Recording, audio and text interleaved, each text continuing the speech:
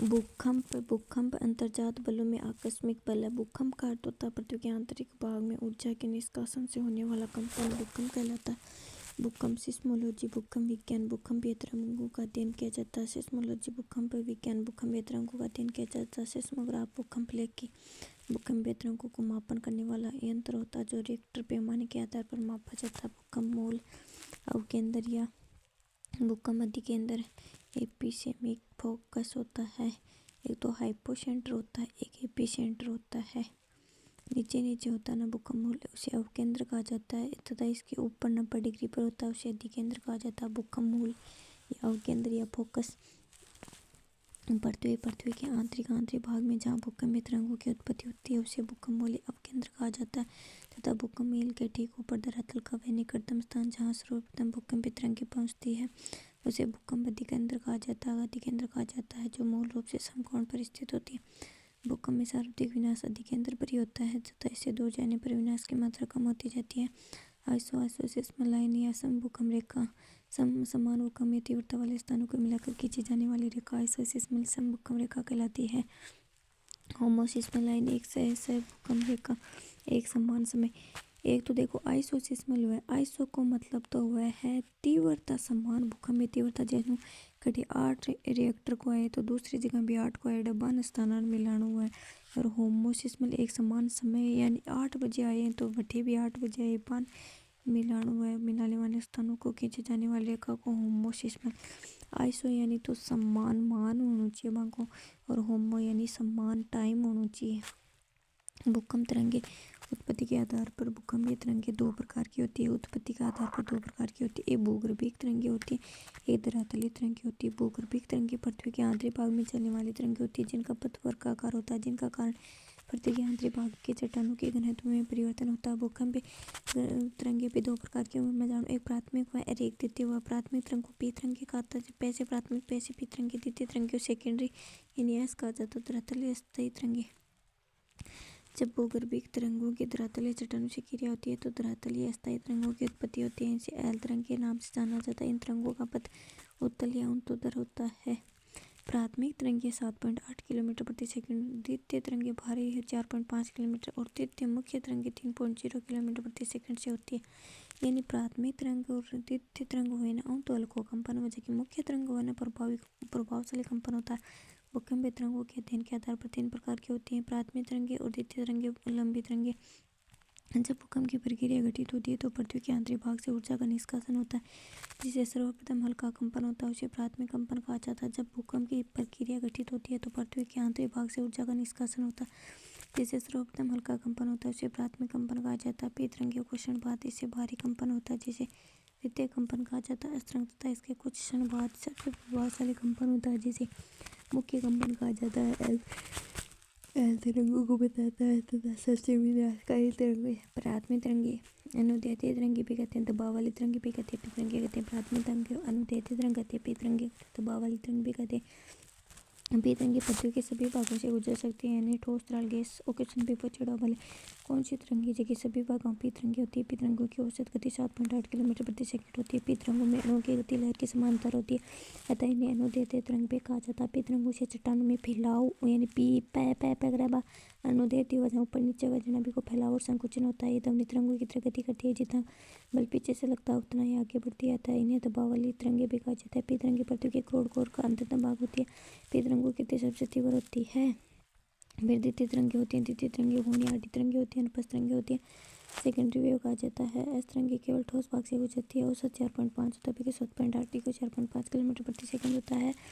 इसमें अणु की गति लहर से समकोण बनाती हुई होती है। इसमें अनुप्रस्थ होती है अनुप्रस्थ तरंगे होती हैं। एस तरंगे प्रकाश व जल तरंगों की तरह गति करती है। एस तरंगे जबकि ध्वनि तरंगा की तरह करी। एस तरंगों के चट्टानों में उभार वगैरह होते हैं। एस तरंगों की गति पी से कम तथा हल से अधिक होती है, तैसे मध्यम गति की तरंग भी कहते हैं।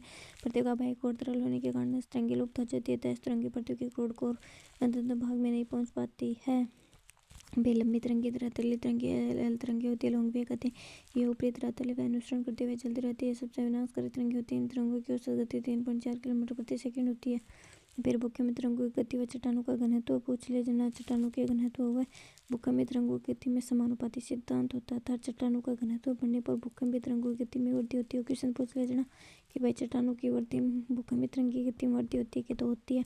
जब पृथ्वी के आंतरिक भागों में चट्टानों के घनत्व में अचानक तेजी से परिवर्तन होता है तो भूकंपीय तरंगों में परावर्तन आवर्तन की प्रक्रिया होती है। अब देखो जेफ रीजन तो पीजी और एसजी तरंग दी और कोनार्ड ने पी स्टार और एस स्टार दी। तो ऊपर पीजी होता फिर पी स्टार फिर P S G S star S होता। तो घनत्व ज्यों घनत्व दूरी बढ़ेगी तो बढ़ता जाएगा। तो पीजी का 5.4 होता है, पी स्टार का 6.7 होता है और पी का 7.8 किलोमीटर होता है। ग्रेनाइट बेसाल्ट एस जी का 3.3 किलोमीटर प्रति सेकंड है, स्टार का 3.4 होता है और ये को 5 से 4.5 होता है।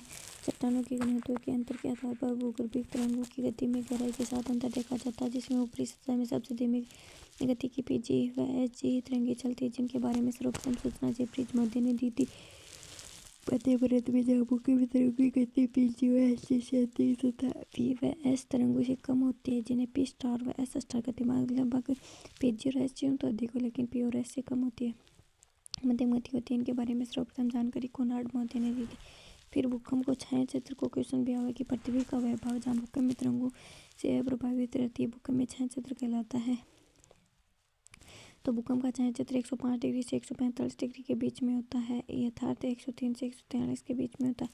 पी तरंगों का छाया क्षेत्र 105 डिग्री से 145 के बीच होता है और एस तरंगों का छाया क्षेत्र होता है वो 105 से 105 डिग्री के बीच में होता है। 105 डिग्री के आगे का समतल भाग जो पृथ्वी का लगभग 40% का भाग होता है। एस तरंगों का छाया क्षेत्र पी तरंगों से बड़ा होता है। ओल्डहम इसके अनुसार एस तरंगें 120 डिग्री के आगे नहीं पाई जाती है। ओल्डहम के अनुसार ये उष्णकटिबंधीय चक्रवात जो हिंद महासागर की बंगाल की खाड़ी में उत्पन्न हुआ था 26 मई 2024 को बंगाल के तट पर उपकाला रेमल आयो ना वो ये उष्णकटिबंधीय चक्रवात जो हिंद महासागर की बंगाल की खाड़ी में उत्पन्न हुआ था। हिंद महासागर बंगाल 26 मई 2024 को आया था और बंगाल के तट से टकराया था।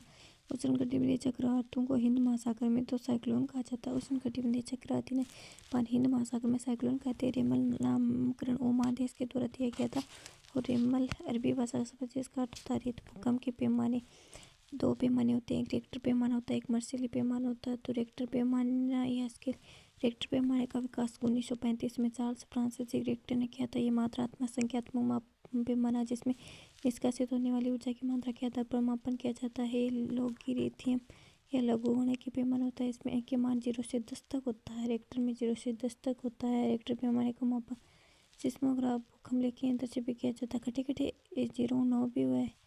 एक अंक से अगले अंक रिएक्टर स्केल पर जाने के लिए 31.5 गुना अधिक ऊर्जा निष्कासित होती है, जिसे आयाम में 10 गुना वृद्धि होती है। मतलब एक अंक से अगले अंक रिएक्टर स्केल पर जाने के लिए 31.5 गुना अधिक ऊर्जा की आवश्यकता होती है, जिसे आयाम में 10 गुना वृद्धि होती है। विश्व में 1 या 2 वर्षों में 8 रिएक्टर पैमाने से भी अधिक भूकंप या 1 या 2 ही आते हैं। रिएक्टर पैमाने का उपयोग पूरे विश्व में किया जाता है। मर्सिली पैमाना मर्सिली पैमाने का विकास 1902 ईस्वी में मर्सिली ने किया था। 1902 में किया था, वो 1935 में किया था ना रिएक्टर वाला। हाँ सही है, 1902 में किया था मर्सिली ने। ये गुणात्मक में इसमें भूकंप से आघात की घनता के आधार पर निर्धारित है, जिससे भूकंप में होने वाले नुकसान के आधार पर देखा जा सकता। 1935 में इसे संशोधित करते हुए वुड व न्यूमैन ने संशोधित मर्सिली स्केल के नाम से प्रस्तुत किया था। मर्सिली पैमाने में अंक के मान 1 से 12 होते हैं। मर्सिली पैमाने का उपयोग यूएसए द्वारा किया जाता है। MS के 64 पैमाना मर्सिली पैमाने के आधार पर 1953 में सोवियत संघ के सर्गेई मेंदेव ने नए पैमाने का विकास किया था। एक और नयोक्युसन है। MS के 64 पैमाना मर्सिली पैमाने के आधार पर 1953 ईस्वी में सोवियत संघ के सर्गेई मेंदेव ने नए पैमाने का विकास किया था तथा 1964 ईस्वी में विद्वानों ने मिलकर के MS के स्केल या MS के 64 स्केल बनाया था, जो सोवियत संघ के सर्गेई मेंदेव, पूर्वी जर्मनी के विलियम स्पोर्टनेड तथा चेकोस्लोवाकिया के विटकोनेड है विद्वानों के नाम के आधार पर निर्धारण किया गया था। 1990 के दशक में यूरोपीय भूकंपीय संघ के द्वारा इसे उपयोग में लाया गया था। वर्तमान में इसका उपयोग रूस, इजराइल, भारत व यूरोपीय देशों के द्वारा किया जाता है। MS के स्केल में अंक के मान रोमन संख्या में 1 से 12 तक होता है। MS के स्केल पर 5, 6, 7, 8, 9 यानी 5 है जो हिमालय क्षेत्रीय गुजरात कच्छ का क्षेत्र में पाया जाता है। 5वां भूकंप आने के कारण पृथ्वी का सिकुड़ना संकुचन होना। पृथ्वी की लगातार ठंडी हो रही है, जिससे संकुचन की प्रक्रिया जिसके परिणाम से भूकंप की घटनाएं होती है। भू संतुलन में अव्यवस्था यानी पर्वतीय फिर संतुलन, भू बहता जल पृथ्वी के धरातल पर पूर्वोत्तर भागों के क्षेत्रों में बहते नदी के द्वारा अप्रदान क्रिया से लगातार भार में कमी होती है तथा डेल्टा या समुद्र के तटवर्ती भागों में लगातार अवसाद के जमाव से भार में वृद्धि होती है, जिसके परिणाम स्वरूप भू संतुलन में अव्यवस्था उत्पन्न हो जाती है, जिसे पुनः संतुलन व समायोजन की प्रक्रिया में पूर्ववर्ती भाग पर ऊपर उठते हैं, जिससे भूकंप की घटनाएं घटित होती है। इसी भूकंप को संतुलन मूलक भूकंप कहा जाता है। अवलन व घर्षण की प्रक्रिया, संपीड़न व तनाव बल से होने वाली भूकंप की घटनाएं। जलीय भार, नदियों के मार्ग में मानव द्वारा बांधों का निर्माण किया जाता है, जिससे बांध बनने वाले क्षेत्र में जलीय भार में वृद्धि हो जाती है, जिससे पृथ्वी के आंतरिक चट्टानों में भूकंप की घटनाएं घटित होती हैं। एम.एस. कृष्णन 11 दिसंबर 1967 में कोयना भूकंप का कारण कोयना नदी पर बने कोयलना बांध को बना था।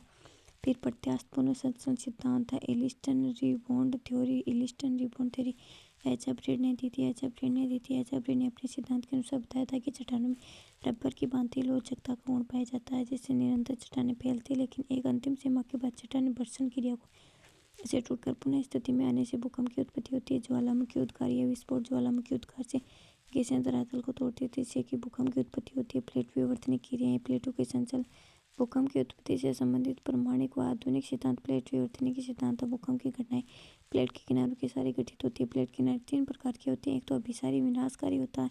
विनाशकारी मतलब दोनों पास में, जहाँ अभिसारी अपसारी को मतलब दोनों दूर दूर, जैसे संरक्षीय पार्श्ववर्ती प्लेट किनारा। इससे अभिसारी विनाशकारी प्लेट, इसमें दोनों पास में आते हैं, विसरण होता है तथा इसका घनत्व ऊपर घनत्व 2.7 होता है अभिसारी विनाशकारी प्लेट का, और दुर्बलता मंडल 700 किलोमीटर। जब दो प्लेटें अभिसारित आमने सामने होते हुए टकराती तो भारी घनत्व वाली प्लेट दुर्बलता में सीमित हो जाती है। जगह को भारी घनत्व अनुभवमाएं बढ़ जाए और जिससे भूकंप की घटना घटित होती है, तब प्लेट का भाग संक्रमण क्षेत्र तक प्रभावित करता है, जिससे प्लेट किनारों के सारे सर्वाधिक गहराई के भूकंप मूल वाले भूकंप की उत्पत्ति होती है, जिन्हें प्लेट टेक्टोनिक भूकंप कहा जाता है। इन भूकंप का मूल 700 किलोमीटर की गहराई तक होता है तथा सबसे विनाशकारी भूकंप आते हैं। ऐसे भूकंप प्रशांत महासागर के चारों तरफ मध्य महाद्वीपीय पेटी का क्षेत्र, जिसमें Eurasian plate, African plate, Indian plate के टकराने से भूकंप आते हैं। इंडियन प्लेट प्रतिवर्ष 1 सेंटीमीटर उत्तर व उत्तर पूर्व की ओर धंस रही है। क्वेश्चन पूछे भाई, इंडियन प्लेट कठिन है तो उत्तर और उत्तर पूर्व की ओर धंस रही है, जिससे कि हिमालय वाले क्षेत्र में भूकंप की घटनाएं घटित होती है। अपने हिमालय क्षेत्र में भूकंप की घटनाएं घटित होती है। अपसारी संरचनात्मक प्लेट किनारा, अपसरण का मतलब होता है दूर दूर जाना। जब दो प्लेटें एक दूसरे से अपसरित होते हुए दूर जाती है तो उन प्लेटों के किनारों के सारे सामान्य गहराई के व सामान्य तीव्रता के भूकंप आते हैं। एग्जाम्पल, मध्य अंटार्कटिक कटक, हिंद महासागर के कटक क्षेत्र, प्रशांत महासागर के चिली कटक तथा अफ्रीका की महान बनासकांठा का क्षेत्र तथा संरक्षी पार्श्ववर्ती प्लेट किनारा होता है। संरक्षी पार्श्ववर्ती मतलब जब दो प्लेट एक दूसरे के बगल से खिसकती है तो सामान्य गहराई के भूकंप आते हैं। कैलिफोर्निया में सान एंडियास रूपांतरण भ्रंश के सारे आने वाले भूकंप होते हैं। प्लेट के आंतरिक भाग में भूकंप आने के कारण में मुख्यतः यह माना जाता है कि दुर्बलता मंडल में संवहन के ऊपर उठने से आते हैं। खनन क्रिया, परमाणु परीक्षण और परमाणु विस्फोट तथा भूसंकलन की घटनाएं। फिर भूकंप के प्रकार, प्राकृतिक भूकंप, कृत्रिम भूकंप, भूकंप मूल की गहराई के आधार पर, स्थिति के आधार पर भूकंप 4 प्रकार के होते हैं। तो प्राकृतिक भूकंप, एक कृत्रिम भूकंप होते हैं। भूकंप मूल की गहराई के आधार पर, एक स्थिति के आधार पर होते हैं। प्राकृतिक भूकंप पृथ्वी पर ऐसे भूकंप जिनकी उत्पत्ति में मानवीय क्रियाकलापों का योगदान नहीं होता। सभी प्राकृतिक भूकंप स्थल मंडल या लिथोस्फीयर में आते हैं। और ये क्वेश्चन आवा भी में देवा कि सभी प्राकृतिक भूकंप दुर्बलता मंडल में आते हैं, वो गलत होता है। यानी सभी प्राकृतिक भूकंप स्थल मंडल या लिथोस्फीयर में आते हैं। प्राकृतिक भूकंप के निम्न प्रकार है। एक तो ज्वालामुखी भूकंप, ज्वालामुखी उद्गार से आने वाला भूकंप। एक संतुलन मूलक भूकंप, भू संतुलन में अव्यवस्था के कारण समायोजन की प्रक्रिया में आते हैं। एक विवर्तनिक भूकंप, प्लेटों में संतुलन होने से आने वाले भूकंप विवर्तनिक भूकंप कहलाते हैं। कृत्रिम भूकंप अर्थात मानवीय क्रियाकलापों से आने वाले भूकंप कृत्रिम भूकंप कहलाते हैं। और ये निम्न प्रकार है। नियत भूकंप, खनन वाले क्षेत्रों में आने वाले भूकंप। और क्वेश्चन बोली बार पूछे, नियत भूकंप कौन सा हो, यानी खनन कराना आप खनिजा को बढ़ती जगह क्षेत्र में आवाना भूकंप भी नियत भूकंप का। बांध जनित भूकंप, नदियों द्वारा बनाए गए बांधों के आधार पर जलीय भार में वृद्धि होने से आने। कोयना का भूकंप कब आया था, 1967 में आया था। विस्फोट भूकंप, परमाणु परीक्षण और परमाणु विस्फोट से होने वाले भूकंप। भूकंप मूल की गहराई के आधार पर कितने प्रकार के होते हैं, 3 प्रकार की होती है। एक तो सामान्य गहराई होती है, और क्वेश्चन भी पूछा है गहराई भी। सामान्य गहराई कितनी हो, 0-50 किलोमीटर तक हुआ। मध्यवर्ती गहराई कितनी हुआ, 50-250 तक हुआ। और अत्यधिक गहराई 250 से 700-720 तक होती है। सामान्य गहराई 0-50, 50, 250, 700 तक होती है। पृथ्वी पर सर्वाधिक भूकंप की संख्या सामान्य गहराई के भूकंप की आती है। स्थिति के आधार पर स्थलीय भूकंप होते हैं, समुद्री भूकंप होते हैं। समुद्री भूकंप महासागरीय भागों में आने वाले भूकंप से उत्पन्न सागरीय लहरों को सुनामी कहा जाता है। सुनामी जापानी भाषा का शब्द है जिसका अर्थ होता है सागरीय लहरें। सुनामी लहरों में सागर की तली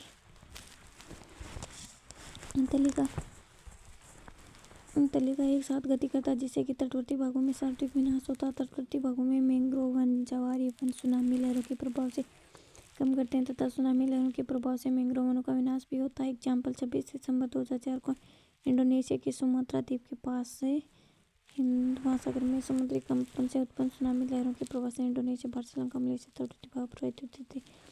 इन सुनामी लहरों के प्रभाव से भारत को तमिलनाडु राज्य में 1567 व्यक्ति, अंडमान निकोबार द्वीप समूह में 1000 व्यक्ति, आंध्र प्रदेश में 200 व्यक्ति, केरल में 109 व्यक्ति मारे गए थे। भारत में सुनामी पूर्व चेतावनी प्रणाली का विकास। और क्वेश्चन पूछते हैं भारत में सुनामी पूर्व चेतावनी प्रणाली का 15 अक्टूबर 2007 में किया गया था जिसका केंद्र हैदराबाद में स्थित है। 15 अक्टूबर 2007 हैदराबाद में स्थित है। जिसे आइनोकोस के नाम से जाना जाता है। Indian national centre for ocean information services, Indian national centre for ocean information services, Indian national centre for ocean information services. विश्व में भूकंप वितरण के क्षेत्र परिप्रशांत मेखला प्रशांत महासागर के चारों तरफ का क्षेत्र जहाँ विश्व के सर्वाधिक भूकंप आते हैं लगभग 63% यानी 2/3 भाग में आते हैं। इस क्षेत्र में सर्वाधिक भूकंप आने के मुख्य कारण इस क्षेत्र में प्लेटों का विसरण हुआ है। प्रशांत महासागर में प्लेटों का विसरण हुआ है, टकराना होना है, विनाशकारी प्लेट गिरा ये सबसे प्रमुख कारण होता है। अभी देखो तो प्रशांत महासागर का मैं बताऊँ कि कौन कौन सा है।